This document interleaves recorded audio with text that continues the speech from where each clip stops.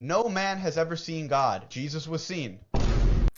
And this is part two. If you want to watch part one to some of the same claims this guy makes, it's the previous video and you should go check it out. But to start off, this is not a contradiction because we have to remember that the Bible teaches that God is three distinct persons: the Father, the Son, and the Holy Spirit. So, a lot of times in the New Testament, when it says God, within context, it's talking about the Father. In the verse that he quotes in 1 John chapter 4, verse 12, it says, "No one has seen God." In that same chapter, it also says, "God sent his Son into the world."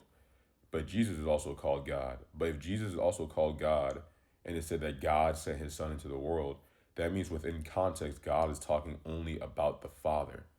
For example, if I had two students and both of them were named Jacob, and one was a good student and one was a bad student, if I said Jacob is a good student, and then I said Jacob is a bad student, but I'm talking about two different Jacobs, would that be a contradiction? Of course not, because I'm not making two claims in the same sense, or two opposing claims in the same sense. However, here with this verse, when it says no one has seen God, it's talking specifically about the Father.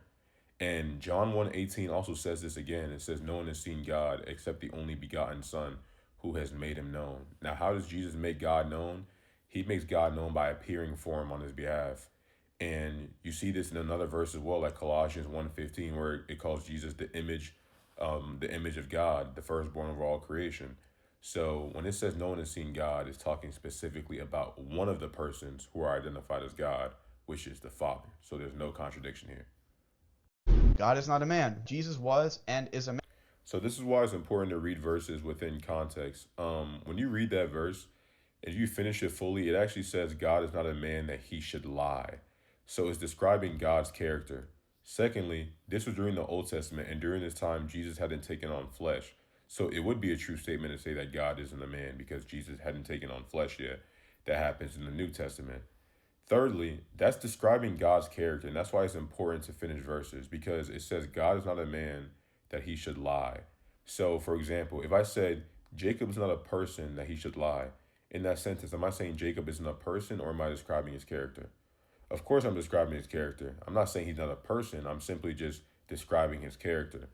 And the reason why this statement was made is because it was talking about God's character.